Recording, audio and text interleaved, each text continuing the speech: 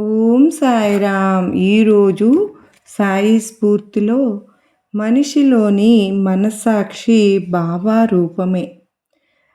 ప్రతి వ్యక్తిలోనూ మంచి చెడులను నిర్ధారణ చేసుకోగలిగే విచక్షణ జ్ఞానం ఉంటుంది.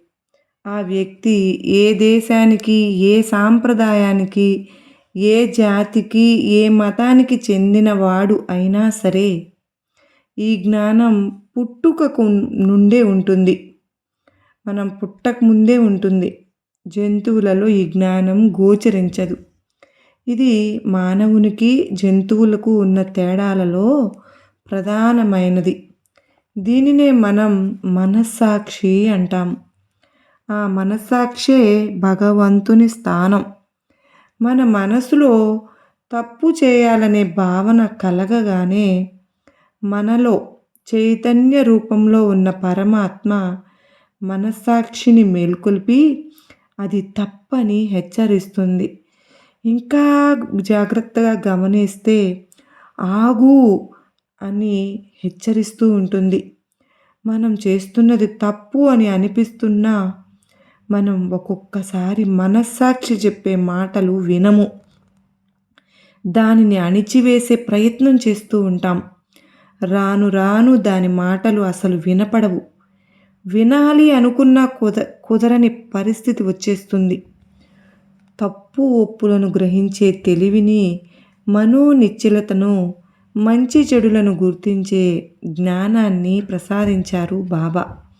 మరి ఆ పరిజ్ఞానాన్ని ఎంతవరకు ఉపయోగిస్తున్నామని సాయినాథుడు కనిపెడుతూనే ఉంటారు. తెలియక తప్పు చేసినా తెలిసి మనస్సాక్షిని అనుసరించే ప్రయత్నం అయితే చేయాలిగా. మంచి మార్గంలో పయనించాలి.